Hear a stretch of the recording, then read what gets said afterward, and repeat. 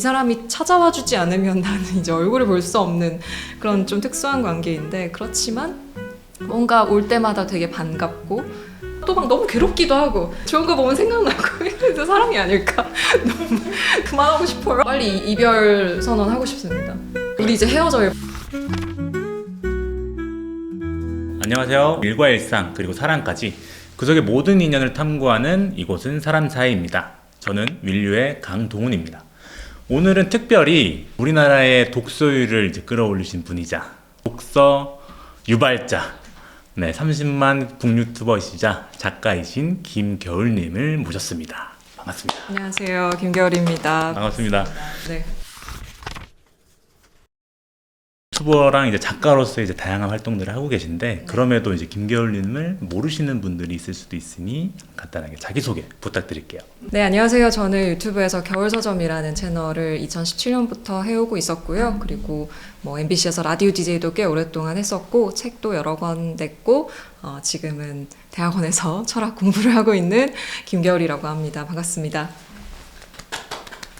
제가 겨울님한테 인터뷰를 섭외 요청을 드리고 겨울님의 행보를 쭉 한번 훑어봤어요. 네. 근데 이 행보를 쫓아가다 보니 적잖이 놀란 부분들이 많았는데, 그런가요? 겨울님의 그 파워풀한 춤솜씨와 그 다음에 이제 노래할 때 그 감미로운 목소리, 아유. 그리고 이제 말씀 주신 대로 라디오 DJ, 밴드 공연, 작곡, 이렇게 다양한 이제 활동들을 해오셨는데, 근데 그것들을 할 수 있는 동력이 이제 호기심인 것 같더라고요. 네네네. 겨울님이 이끄시는 그 호기심들이 그동안 있으셨을 텐데, 요즘에 그 호기심은 어느 곳으로 향해 가고 있는지 궁금합니다.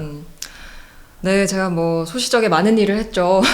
젊은 시절에, 지금도 젊지만, 예, 많은 이제 탐색들을 하는 걸 하기도 하고, 애초에 제가 이제 좀 뭔가를 만들고 이렇게 체험해보고 이런 것 자체를 좋아하기도 하는데, 말씀 주신 것처럼 제가 호기심이 좀 많은 편이어서 이렇게 이것저것 시도해보고 아닌가 이러면 이제 말고 이런 걸 편안하게 해오는 편이었어서 여러 가지 호기심을 가지고 있었는데, 최근에는 아무래도 요 몇 년간은 그런 대학원에서 철학 공부를 하는 것에 제일 많은 에너지와 호기심과 어떤 지적 열정을 쏟고 있죠. 네. 철학 공부에서도 계속해서 그 호기심이 자극이 되는 그런 부분들을 발견을 하시는 걸까요? 아무래도 철학뿐만 아니라 뭔가 더 심화된 공부를 할 때는 그 지적 호기심과 어떤 내가 뭔가 더 알고 싶다는 열망 같은 것들이 있어야만 계속해서 동력이 생긴다고 생각을 해요. 내가 지금 알고 있는 거에서 그냥 이걸로 좋아라고 하는 사람은 사실 더 이상 공부하지 않으니까요. 하다 보니까 이런 것도 있네 하면서 그 넓은 세계를 계속 발견하려고 하는 사람이 계속 공부를 하게 되고, 그것 때문에 또 절망하기도 하고 그러면서 이제 그 지적 호기심 안에서 계속 탐색을 해 나가는 게 아닌가 싶습니다. 네. 그러면 그동안 이제 읽으셨던 이제 수많은 책들이, 책이라는 이 매체가 겨울님에게는 어떤 의미인지 궁금합니다. 책은 제 삶의 일부죠. 어릴 때부터 너무 좋아해서 많이 읽어왔으니까 책을 읽는다는 것 자체가 저한테는 되게 그렇게 마음 먹고 해야 되는 그런 게 아니었거든요. 그러니까 책에서 인생에 되게 많은 것들을 배우거나 아니면 책을 통해서 뭔가 재미를 느끼거나 모르는 세계를 알게 되거나 그런 과정을 너무 오랫동안, 그러니까 제가 지금 30대 한 중반 넘어가니까 한 30년 동안 한 거죠. 그러니까 삶에서 떼어놓고 생각할 수 없는 부분인 거고, 선후 관계를 잘 모르겠을 때도 있어요. 내가 호기심이 많아서 책을 읽은 걸까? 아니면 책을 읽다 보니까 이렇게 호기심이 많은 사람이 된 걸까? 근데 저는 두 개 다 있다고 생각하거든요. 책을 읽다 보면 세상이 얼마나 넓은지 알게 되잖아요. 그 존재를 알게 되면 일단 그때부터는 궁금해지는 건데, 존재 자체를 모르면 궁금할 수 없으니까. 그래서 책이라는 것 자체가 제 삶의 일부이자 저라는 사람을 만들어온 그런 존재 중에 하나겠죠. 대학교에서도 철학을 공부하셨고, 대학에서는 본전공은 심리학이었고 이중 전공이 철학이었죠. 그러면서 이제 석사 과정은 또 이제 철학으로 전공하시면서 어떻게 보면은 이 생각의 사유라고 할게요. 이런 과정을 이제 많이 거치실 텐데, 주로 이런 사유의 행위를 혼자서 즐기시는지 아니면 누군가와 이 생각을 공유하면서 이 생각 깊이를 쌓아가시는 편인지도 궁금합니다. 이게 혼자 생각한다고 생각해도 사실 그게 혼자 생각하는 게 아니거든요. 그러니까 생각은 늘 대화인 것 같아요. 혼자 하든 누구랑 하든. 특히 책 읽는 거 그리고 철학 공부하는 거 다 대화거든요. 기본적으로. 책을 읽는다는 거는 그냥 써 있는 글을 읽는 게 아니고 네. 이 글을 쓴 사람, 그러니까 이 글 속의 화자, 꼭 작가가 아니더라도 이 글 속의 누군가랑 계속 대화를 하는 거죠. 읽다 보면 내가 동의하는 부분이 있을 거고 동의하지 않는 부분, 그럼 왜 이렇게 생각하지? 왜 그렇게 생각하지 않지? 막 이런 것에 대한 계속 대화를 해 나가는 것이기 때문에 혼자 생각한다고 쳐도 사실은 그것은 대화의 성격을 늘 띠고 있다고 생각해요. 내가 혼자서 내 삶에 대해서 막 생각을 한다고 치면 혼자 막 고민을 할 거 아니에요. 요새 왜 이렇게 우울하지? 그럼 이제 나한테 물어보는 거거든요. 그러면 내가 대답을 하겠죠. 이런 것 때문인가? 근데 그것 때문은 아닌, 뭔가 또 있는 것 같아. 그럼 뭐 때문이지? 혼자 계속 대화하는 거거든요. 그렇게 대화하다 보면 내 안에 있는 또 다른 사람의 목소리가 들리기도 하고, 예를 들어서 막 그런 경험 있잖아요. 혼자 무슨 생각을 하다가 이 사람이라면 이렇게 말할 것 같아. 예를 들어서 부모님의 어떤 코멘트가 그냥 들릴 때가 있잖아요. 아니면 친한 친구의 코멘트 이렇게 말하지 않을까? 뭐 이런 게 들릴 때도 그 있고. 말이 맞지 않을까? 네. 그런 마음속에 다른 사람의 목소리들이 있잖아요. 그리고 그게 나의 일부이기도 하고. 그러니까 생각하는 것은 늘 혼자 하든 누구랑 하든 책을 읽든 뭘 하든 늘 대화의 형식을 띠고 있다고는 생각해요. 어떻게 보면은 고민의 과정을 거쳐서 나만의 정답을 찾아나가는 과정이라고 생각을 하는데, 겨울님은 누군가와 이제 대화를 하면서 독립이 되시는 분일까 아까 궁금했는데, 누군가가 중요하지 않고 네. 나랑 스스로 하더라도 그냥 계속해서 이 소통의 과정을 통해서 본인만의 생각을 정립하신다라고 네. 되겠네요. 그렇죠. 그리고 그 생각이라는 게 계속 변하기도 하니까 네. 그런 의미에서 그런 대화의 형식이라는 게 의미가 있다고 생각을 해요. 왜냐하면 나는 이렇게 생각해 라고 생각을 하는 게 아니고 계속 나 자신이랑 그렇게 질의응답을 하다 보면 과거엔 이렇게 생각했는데 지금은 그렇게 생각 안 하거든요. 그런 것도 이제 그 과정을 통해서 비로소 알게 되는 거지, 나는 이렇게 생각하는 사람이야 라고 해버릴 때는 그걸 알 수가 없다고 생각해요. 그래서 그냥 모든 생각과 고민은 기본적으로 대화가 아닌가. 겨울님이 북 유튜버가 먼저셨을까요? 작가 일이 먼저셨을까요? 직업상으로는 유튜버가 먼저기는 한데요. 근데 글을 쓴 지는 아주 오래되긴 했죠. 그러니까 글 쓰는 것 자체는 학창시절부터 계속 좋아했고 계속 써오기도 했었고, 그게 저한테 되게 중요한 삶의 일부였고 계속 읽고 쓰는 것이.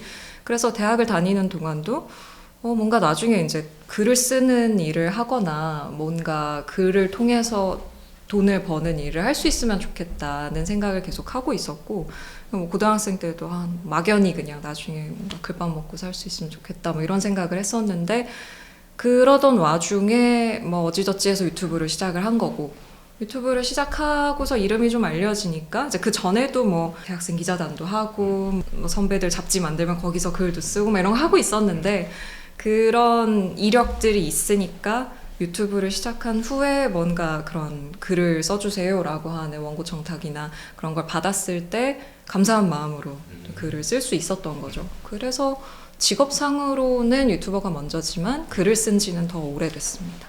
이 유튜버를 어떻게 보면 카메라 앞에 서는 건 저는 좀 많이 불편하고 이제 무서운 일인데. 어색하시죠? 맞아요. 카메라 세대. 카메라 너무 어색한데 이게 어떻게 보면은 카메라 한 대로 시작하셨을 것 같아요. 네. 첫 시작이. 그 용기를 냈던 그 순간에 그때 왜 유튜버를 시작을 하게 됐는 그 결심이 선 이유를 듣고 싶습니다. 시도를 잘하는 스타일이라고 말씀드렸잖아요. 새로운 걸 해보는 것에 주저하지 않는 편인데, 그래서 유튜브를 시작할 때도 야망이나 아니면 막 대단한 준비나 이런 걸 할 생각은 없었고, 그냥 진짜 재미로 한다는 생각도 있었고, 어차피 나는 돌아다니면서 공연도 해오고 있었고 이름도 알리려고 하는 사람이었으니까. 그래서 유튜브를 시작할 때 얼굴이 보이고 내가 이름을 걸고서 하는 것 자체는 그냥 뭐 그렇게 막 용기가 많이 필요한 일은 저한테는 아니었고, 그리고 재미로 시작하는 것도 있었고, 한편으로는 이제 이거를 막 만약에 막 진짜 내가 죽도 밥도 안 되면 유튜브를 하다가 이걸 어떻게 잘 싸들고 가가지고 어디 뭐 출판사 같은 데 취업을 할 수 있지 않을까? 뭐 이런 생각도 해보고. 하여튼 뭐 이래저래 그냥 제가 원래 팟캐스트나 라디오 듣는 걸 좋아하기도 했었고 하니까 해보니까 재미도 있고 나의 커리어상으로 어떤 백업도 될 수 있을 것 같고 뭐 그런 여러 가지 이유들로 그냥 어렵지 않게 시작을 했던 건데 예상을 했던 것보다 훨씬 커졌죠. 네. 그러니까 지금 구독자가 29.3만으로 제가 아침에 네, 딱 보고 보고 왔는데 곧 30만을 바라보고 계시잖아요. 이게 지난 거진 7년 동안 운영하셨나요? 아니면 더 오래? 그쵸. 2017년에 시작했으니까 뭐 거의 이제 9년 됐네요. 좀 있으면 10년 되는. 물론 최근에는 영상을 많이 못 올리고 있긴 한데 네. 그래도 뭐 연차로만 하면 10 그래요. 다 돼가죠. 네. 9년 동안 영상을 통해서 다양하게 이제 시작된 관계들이나 인연들이 또 굉장히 많을 것 같다는 생각이 들어요. 그 중에서 좀 기억에 남는 아니면 인생의 어떻게 보면 터닝 포인트로 볼 수 있었던 관계가 있었을까 하는 생각이. 유튜브를 통해서는 기본적으로 이게 일단 저의 명함같이 됐기 때문에 저의 커리어가 됐기 때문에 당연히 커리어상으로 이렇게 유튜브를 하면서 알게 된 사람들도 많죠. 유튜버들도 있을 거고 또 출판계에서 작가분들, 편집자분들, 마케터분들 그리고 이제 제 영상을 구독해 주시고 제 책을 읽어주시는 구독자분들과 독자분들이 뭐 너무너무 소중한 이런 분들이 또 계시다 보니까 제가 새로운 사람들을 알게 되는 커리어상의 계기도 됐었기 때문에 당연히 뭐 너무 많고요. 맞아, 유튜버 친구들이라고 하면 이제 친하게 지내는 유튜버 친구들이 좀 있는데 작년에는 같이 이제 팟캐스트도 하고 봤어요. 네. 기승역결. 네. 넷이 모여가지고 넷이 있으면 그냥 재밌게 잘 노는 친구들인데 우리 뭐 팟캐스트 한번 해볼까 해가지고 그냥 친한 친구들끼리 한번 해본 거죠. 뭐 그렇게 해보기도 하고 근데 사적으로도 되게 친한 친구들이고 그리고 출판계 쪽에도 당연히 제가 알게 된 친하게 지내는 작가들이 있고 이슬아 작가나 임원 시인이라든지 뭐 비롯한 그런 제가 굉장히 친밀감을 느끼고 친하게 지내는 그런 친구들도 있고 그런 식으로 좀 알게 된 사람들이 있고요.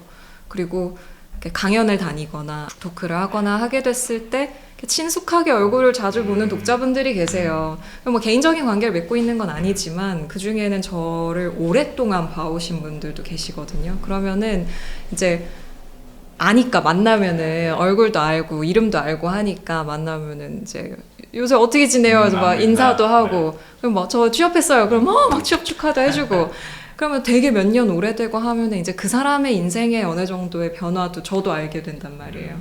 그러면 우리가 막 되게 친한 친구 사이는 아니어도 이게 좀 특수한 관계죠. 이 사람이 찾아와 주지 않으면 나는 이제 얼굴을 볼 수 없는 그런 좀 특수한 관계인데 그렇지만 뭔가 올 때마다 되게 반갑고 이렇게 어떻게 지내는지 계속 안부를 물으면서 그 사람의 삶이 흘러가는 것도 보는 거죠. 그분은 제 삶이 흘러가는 걸 이렇게 보는 거고 그런 분들도 되게 신기하죠. 그런 식의 관계가 생기는 것도.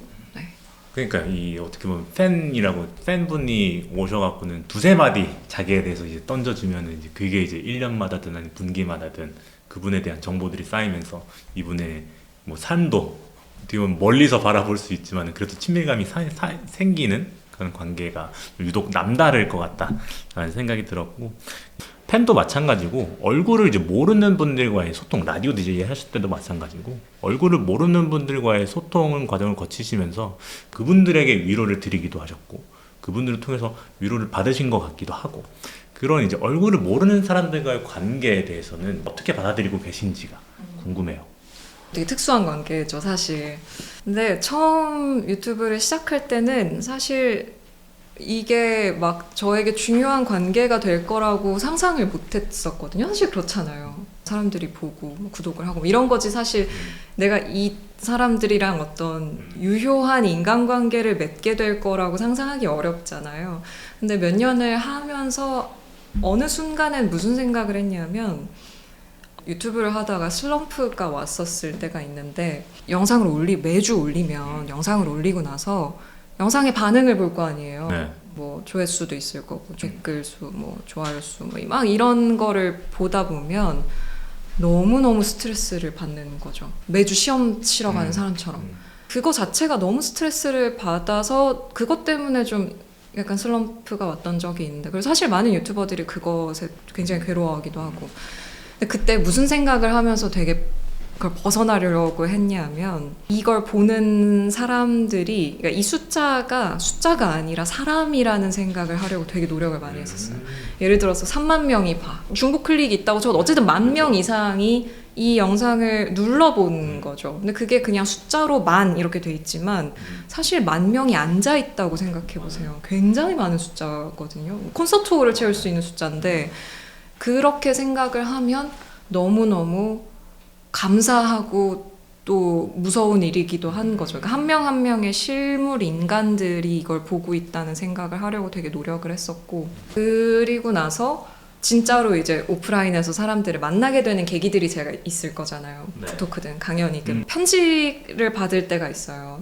편지를 이렇게 주시고, 아니면 뭐 잠깐 뭐 끝나고 나서 사진 찍고 하면서 막 이렇게 어떤 얘기들을 할 때, 오래된 구독자든 아니면 뭐 처음 뵙는 분이든 본인의 삶에서 저의 콘텐츠가 어떤 위치를 차지하고 있었는지에 대해서 되게 이렇게 열심히 소중하게 설명해 주시는 분들이 많거든요. 예를 들어서 자신의 삶에서 어두운 터널을 빠져나오는 데에 저의 유튜브 채널이나 라디오가 얼마나 큰 도움을 주었고 그게 얼마나 중요했는지, 아니면 제가 영상들 속에서 보여주는 모습이 자신의 삶에서 어떤 가치의 우선순위를 매기는 데 있어서 어떤 영향을 주었는지, 뭐 나도 공부를 다시 하고 싶어 라는 마음을 들게 한다든지, 아니면 나도 어떤 가치를 지향하고 싶어 라고 생각하게 된다든지, 그러니까 제가 그들의 삶에 제 콘텐츠를 통해서 어떤 방식으로든지의 영향을 주었다는 사실을 알게 될 때가 있어요.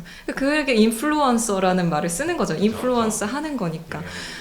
그런 편지를 보거나 그런 이야기를 들을 때 굉장한 보람과 뿌듯함을 느낄 때가 있고, 그냥 이거면 충분한 거 아닌가라는 생각이 들 때도 있어요. 유튜버로서 이 직업으로 가질 수 있는 최상의 조음인 것 같은데? 그런 영향력을 주고받는 게? 네, 저도 이 사람들한테 영향을 받고 이 사람들도 저에게서 영향을 받는다는 게 대단히 신기하고, 벌어질 수 없는 일이 뭔가 벌어지는 것 같다는 느낌을 받을 때가 있어요. 그리고 이 사람들뿐만 아니라 저도 이 사람들한테 영향을 받거든요. 글의 형태가 됐든 편지의 형태가 됐든, 그러니까 저도 영향을 받거든요. 그래서 서로에게 영향을 주고받는 관계라고 생각을 해요, 저는. 네. 겨울님이 이제 책 좋아하시는 거는 정말 잘 알고 있습니다. 아침밥을 먹을 때도 이제 항상 책을 펴고 보시고, 이동할 때도 항상 책을 끼고 사신다, 이렇게 들었는데, 혹시 책 말고도 이제 행복을 가져다 주는 그런 것들이 있을까요?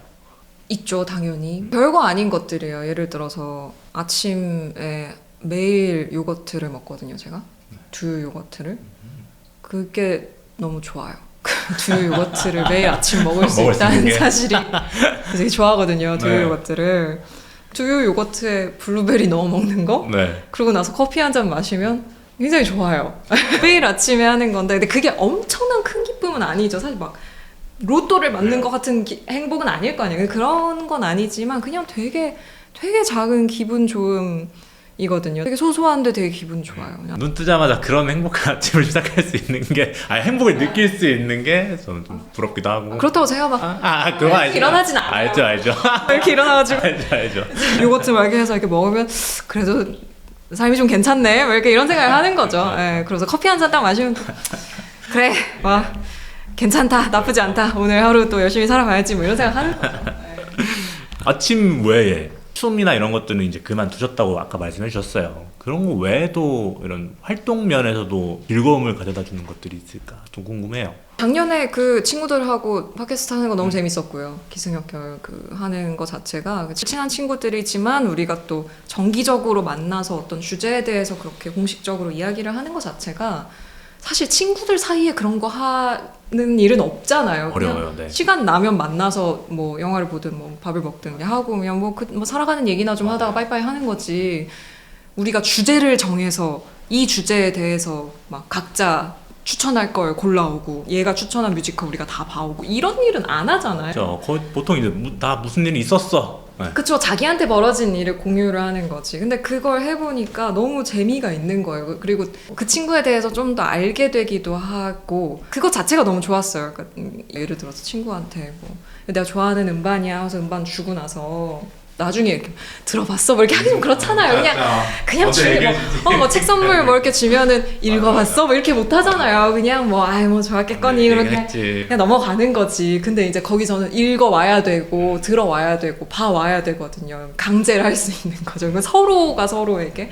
그러니까 그걸 보는 입장도 기분 좋고 내가 이 친구가 골라온 걸 내가 그걸 봐오는 것도 너무 좋고 내가 좋아하는 것에 대해서 같이 얘기해 볼 수 있는 것도 좋고 네, 그래서 그런 거 하는 것 자체가 되게 재미가 있었어요.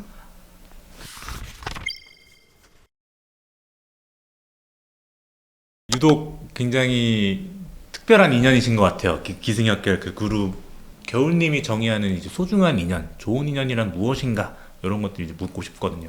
본인이 정의하기 나름인 것 같긴 한데 본인이 지키고 싶은 인연이 소중한 인연이겠죠? 지키고 싶다는 것은 설령 내가 이 사람의 어떤 부분이 마음에 안 들어 나를 좀 불편하게 하기도 해. 근데 그래도 내가 이 관계를 지키고 싶어. 왜냐하면 나는 이 사람을 좋아하니까. 그리고 이 사람도 나를 좋아하니까. 친구 관계에서도 그렇잖아요. 내가 친구랑 하나부터 100까지 다 맞지 않잖아요. 불가능하죠. 예를 들어 식성도 좀 안 맞을 때도 있고 뭐 좋아하는 게 다를 때도 있고 취미가 다를 때도 있고 하지만 나는 이 친구가 좋아. 왜냐하면 내가 좋아하는 친구니까. 그냥 그 소중한 인연이라는 말이나 좋은 어떤 인간관계라는 말 자체가 그냥 동어반복일 수밖에 없는 것 같아요. 왜냐하면 여기에 이유가 붙는 순간 조건이 생기잖아요. 합리적인 조건 때문에 내가 이 사람이랑 친하게 지낸다는 건데 그건 좀 이상하잖아요. 그냥 좋은 친구니까 좋은 시간을 보내는 거지. 뭐 내가 이 사람은 이러이러한 이유로 소중한 인연이야 라고 말하진 않으니까. 그래서 본인이 지키고 싶어 하고 내가 이 사람과 서로에게 영향을 주는 것을 기꺼이 받아들일 준비가 되어 있는 관계. 내가 이 사람 때문에 좀 변하는 부분이 있고 나도 이 친구에게 좀 뭔가 영향을 주는 부분이 있고 뭐 그럴 수 있잖아요. 근데 그것을 기꺼워할 수 있는 그런 식의 관계들을 우리가 소중하다고 보통 부르는 것 같습니다. 그러면 그 겨울님이 정말 좋은 친구니까 좋은 사람이니까 이렇게 느끼는 분들의 공통점이나 아니면 그런 관계로 발전할 때에 보이는 신호들 같은 게 있을까요? 사람마다 선호하는 어떤 인간관계의 형태도 다를 수 있는데 제가 좀 저의 입장에서 선호하는 좋은 인간관계들은 좀 서로 잘 들어주는 관계인 것 같아요. 제가 친하게 지내는 저의 주변 친구들은 공통적으로 되게 잘 들어요. 서로의 말을. 그리고 되게 잘 듣는, 다른 사람의 말을 되게 잘 듣는 사람들이거든요. 그런 점이 인간적으로도 물론 뭐 다 굉장히 중요한 덕목이겠지만 특히 이제 이런 좋은 인간관계, 뭐 어떤 인간관계에서든지 가족이든 연인이든 친구든 어떤 관계에서든지 잘 듣는다는 건 되게 좋은 덕목인 것 같아요. 그래서 주변에 그런 좋은 친구들을 보면서 많이 배우죠. 저도 이제 나도 저렇게 잘 듣는 사람이 되어야지라고 네, 항상 배우고 있습니다. 굉장히 공감이 많이 되는 포인트인 것 같아요. 경청을 해야 되는 거. 보통 뭐 친구든 뭐 아니면은 뭐 지인이 되든 누구를 만나든 자기 일방통행이신 분들이 있는데 그분들하고는 이제 어느 순간 이제 처음 5분은 뭐 재밌게 듣다가도 이제 기빨리는 순간이 오는 것 같아요. 나도 말하고 싶은데 이 타이밍에 나한테 안 오는 순간 좀 힘들어지는 그 관계가 되는 것 같기는 합니다. 맞아요. 근데 또 말하는 사람은 그걸 멈추기 쉽지 않을 수 있잖아요. 즐거운데 즐거운데 말하는 거 얼마나 재밌어요. 맞아요. 남들이 내 말 들어주는 거. 맞아요. 그러니까 되게 의식하고 있어야 되는 것 같아요. 쉽지 않지만. 네. 겨울님도 이야기하는 거를 굉장히 좋아하세요? 자리에 따라 다른 것 같아요. 친한 사람들이면 얘기를 잘 하고요. 근데 좀 아닌 경우는 그냥 조용히 있다 오죠. 잘 듣고. 네, 제가 이렇게 막 사회성이 좋고 막 이런 스타일은 아니어가지고. 네. 그걸 봤는데 책에서 그래프를 이제 보여줘갖고 재미 맞아요. 사분면. 맞아요. 재미사분면. 이제 겨울님은 사람이 많을 때 웃음을 이제 네, 잘 전달하시는 분이고 공연장 같은 거기서 데서. 강한 네, 거기서는 좀 잘해요. 근데 이제 소수의 이렇게 모임이 있는데 내가 잘 모르는 사람들이 왜 막 너무 힘들어해요 제가. 타고나신 예, 기질이 있으시네요. 내향인이어가지고 제가. 언젠가는 스탠드업 코미디까지도. 아유. 예. 저는 그냥 물어봤습니다. 재능이 없어요. 겸손하신 것 같은데요. 겨울님이 힘든 시간을 보내거나 아니면 뭐 우울한 시간을 보내거나 이런 순간이 올 때에 그 보통 그 좋은 인연들을 찾아가시는 편인지 아니면은 책을 통해서 좀 이제 힘이나 에너지를 얻으시는 편인지도 궁금해요. 둘 다 하는 것 같아요. 뭐 친구한테 전화할 때도 있죠. 그냥 전화해가지고 그냥 힘듦을 호소하면서 나 요새 너무 힘들다. 내가 좀 우울한 일이 있다. 그러면은 친구들도 다 잘 들어주는 친구들이니까 또 이렇게 잘 공감도 해주고 좀 토닥토닥도 해주고 재밌는 얘기도 해주고 뭐 맛있는 거 먹어라 이러고 기프티콘도 보내주고 그렇게 친구들한테 연락을 할 때도 있고 근데 또 그게 약간 그 내 마음속에 세잖아요 숫자를 일종의 그 한계치를 나름대로 정해놓잖아요 민폐를 끼치지 않기 위해서 그 숫자요, 네. 내가 어제 전화했는데 오늘도 전화하고 내일도 전화할 수는 없잖아요 미안하니까 그러니까 어느 정도 선에서 내가 해결을 볼 수 있는 건 그래도 친구들한테 전화하든 만나든 했을 때 그냥 뭐 조금 도움을 구할 때도 있겠지만 그거를 매번 하기에는 좀 그렇기도 하고 제가 되게 사람들을 자주 만나고 밖으로 에너지를 쓰는 사람은 또 아니어서 되게 혼자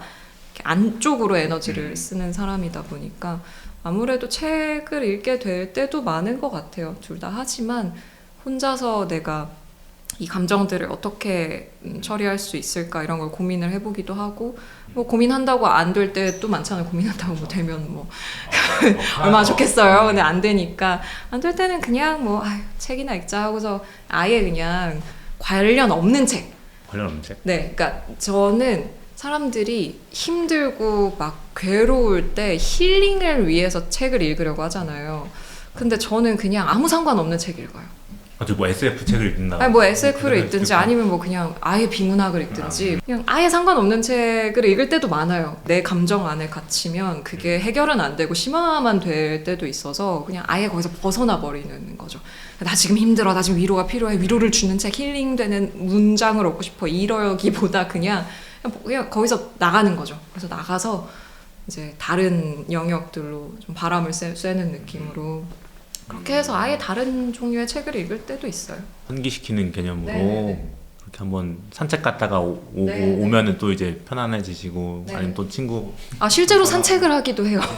좀 환기를 시키는 게 중요한 것 같아요. 몸을 움직여서든 정신으로든 다른 곳으로 조금 이렇게 조금 환기를 시키는 것 자체가 도움이 된다고 느낍니다. 다음 주제로는 사랑에 대한 이야기를 나눠보고 싶습니다. 요즘 겨울님에게 이게 사랑이라고 말할 수 있지 않을까 하는 순간들이 있다면 거기에 대해서 한번 얘기해 주실 수 있을까요? 제가 이 질문을 보고 고민을 많이 해봤는데 제가 요새 하는 일이 몇 개 없거든요. 밥 먹고 운동하고 논문 쓰고 강연 있으면 강연하고 그거밖에 안 해요. 그래서 고민을 해봤는데 제가 논문을 이제 쓰는 게 너무 힘들거든요. 너무 힘들어요. 막 너무 괴로워요. 미칠 것 같은데 근데 이제 아침에 밥 먹고 커피 한 잔 딱 하고 딱 앉거든요. 논문을 쓰려고 앉아가지고 막 너무 괴로워하다가 이제 어쨌든 해야 되니까 또 창을 열어요. 구경만 하자. 창 열어놓으면 또 한 3시간 쓰거든요. 그냥 앉아가지고 머리 쥐어 뜯으면서 엄청 몰두를 해요. 완전히 몰입을 한 상태로 한 3시간 막 쓰다가 정신 차려보면 이제 한 3시간씩 가 있으니까 밥 먹어야지. 또 밥 먹고 밥 먹는 동안에도 계속 생각하는 거죠. 그래서 또 가서 앉아서 쓰거든요. 그러다 좀 쉬어야겠다 이러고 이제 저녁에 논문 쓰기 퇴근을 한 다음에 책상에 앉아가지고 이제 뭐 책을 읽거나 막 이렇게 할 거 아니에요. 그러면은 책을 읽다가도 이거 내 논문이랑 좀 연결되는 것 같은데 옆에 써놔요. 항상 생각하고 있는 항상 마음속에 뉴스 보다가 뭐 무슨 뉴스 저거 약간 관련이 있는데 또 막 써놔요. 그런 이게 사랑이 아닐까? 약간 그런 생각이 드는 거예요. 항상 생각하고 그냥 항상 마음속에 계속 생각하다가 다른 걸 보면 생각나. 좋은 거죠. 좋은 거 보면 생각나. 이게 사랑이잖아요, 사실. 그러니까 그리고 싫어도 또 가서 해. 이게 사랑이죠, 사실. 그래서 하다 보면 또 재밌어. 그래서 이게 사랑이 아닐까라는 생각을 했습니다. 논문과 대충 맞지 않나요? 맞아요. 그런데 맞아요. 대충 맞는 것 같아요. 논문을 대하는 태도에서 연인 사이에 그 감정과 연인 사이에 느끼는 이 생각과 이 애환 그럴 법하잖아요. 여기 다 공통적으로 느껴져요. 그렇죠. 있어요. 책임감을 가지고 어쨌든 가서 보는 거지. 맞아요. 보면 또 좋잖아요. 맞아요. 또 막 너무 괴롭기도 하고 좋은 거 보면 생각나고 그래서 사랑이 아닐까. 좋은 거 보고 생각나는 그 표현이 논문 쓰기를 사랑한다는 건 말이 좀 이상하긴 하지만 약간 어떤 작용 기전은 비슷한 것 같다. 맞아요. 사랑의 요소들은 다 담고 있는 그러니까요. 거라고 생각을 합니다. 그만하고 싶어요. 빨리 이별 선언하고 싶습니다.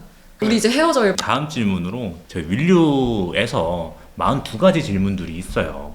이 중에 이 질문은 좋은 인연을 발견하는데 가장 중요한 질문이 하나가 될 것 같다 라고 하는 게 눈에 보이시면 그 부분에서 골라주시고 네. 왜 그렇게 생각하시는지 한번 이야기해 주시면 네네네. 저 골라왔어요. 저는 그 주말에 뭐 하세요? 라는 질문을 할 것 같아요. 왜냐하면은 그러니까 저는 어떤 사람에 대해서 안다는 게 그 사람이 제3자에게 알려지지 않는 시간들을 어떻게 채우는지를 아는 거라고 생각하거든요. 예를 들어서 작년 말에 그 작년 한 해를 회고하는 글쓰기 뭐 모임 강연 뭐 이런 걸 한 적이 있어요. 근데 거기서 제가 제시한 첫 번째 질문이 그거였어요. 올 한 해 동안 여러분이 한 일 중에 제3자가 모를 법한 일에 대해서 알려달라고. 그러니까 성취가 빠져야 돼요. 내가 뭘 이뤄냈어, 합격했어, 프로젝트를 해서 이런 건 빠져야 되고, 그리고 내가 막 사람들한테 이야기를 할 법한 장면들도 빠져야 되는 거죠. 어디 멋진 데 갔어, 여행을 했어, 뭐 이런 거 말고 제3자가 모르는 나의 시간들이 있잖아요. 그때 뭘 하는지가 그 사람에 대해서 또 전부는 아니어도 되게 중요한 어떤 부분들을 이야기해 준다고 생각하거든요. 근데 그런 걸 보통 주말에 하잖아요. 그럼 주말에 시간이 어느 정도 나면 이 사람은 뭘 할까? 그러면 그게 이를테면 저는 주말에 외국어 공부를 열심히 해요. 왜 하세요? 그러면 이제 어떤 이야기를 하겠죠? 그럼 그 사람은 자기 개발이 인생에서 중요한 가치인 사람인 거죠. 그러니까 나의 여유 시간에 무엇을 먼저 하는가. 저 주말에 그냥 누워서 유튜브 보고 쉬어요. 그럼 쉼을 또 중요하게 생각하는 사람인 거고, 주말에 운동을 하러 간다. 그럴 수도 있는 거고. 그러니까 뭔가 그 사람이 가지고 있는 여유 시간, 그리고 제3자에게 이렇게 드러나지 않는 시간에 뭘 하는지가 궁금할 것 같아요. 온전히 나를 위해 쓸 수 있는 시간에 무엇을 하는지 네네네. 그 부분이 중요할 것 같다. 알겠습니다.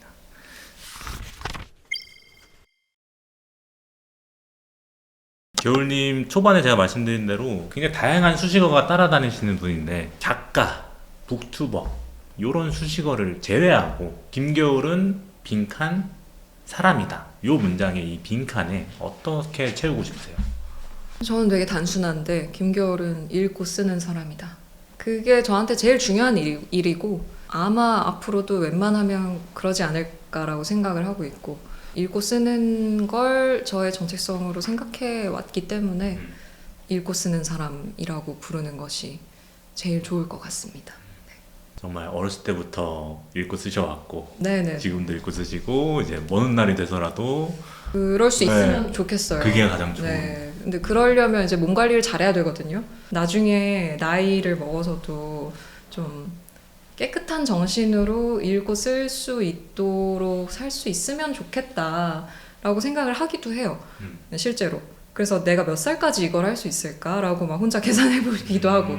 제가 이제 올해 36이 됐는데 그러면은 내가 만약에 지금처럼은 이제 나이를 먹으면 그렇게 못할 수도 있으니까, 그러면 남은 읽고 쓸 수 있는 기간이 몇 년쯤 될까? 그러면 내가 한 해에 읽을 수 있는 책이랑 생각하면은 이제 인생에서 읽을 수 있는 책이 그렇게 많이 남지 않은 것 같은데 뭐 이런 생각을 할 때도 있고, 네, 그런 생각을 해볼 정도로 읽고 쓰는 것이 저에게는 되게 중요한 저의 핵심을 이루고 있는 활동 중에 하나인 것 같습니다.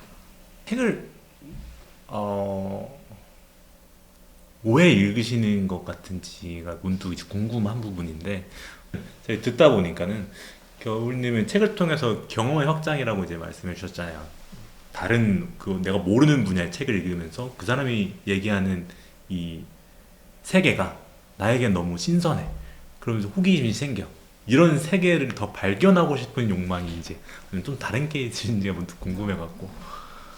그런 것도 있고요. 일단은 너무 재미가 있어요. 이게 책을 안 읽으시는 분들은 책이 뭐가 재밌냐고 생각하시지만 사실은 책만큼 정신 나간 매체가 없거든요. 영화도 그렇고 드라마, 뭐 유튜브 이런 거는 다 돈이 꽤 많이 들어가는 매체여서 어떤 범위가 있어요. 그러니까 투자금 회수를 해야 되거든요. 그리고 들어간 돈을 어쨌든 메꾸고 이윤을 내야 돼요. 그러니까 이제 지나치게 정신 나간 건 못 만들거든요. 근데 이제 책은 비교적 좀 자유로워서 세상 천지에 몇 천 년 동안 사람들이 써놓은 별의별 게 다 있거든요. 생각보다 도파민의 상방이 높습니다. 책을 안 읽으시는 분들이 이걸 상상을 잘 못 하시는데 책이 생각보다 더 자극적이고요. 그리고 책이 생각보다 더 뭐랄까 다루고 있는 게 워낙 방대하고 다양하고 종류도 많고 해서 되게 재미있는 사실 매체예요.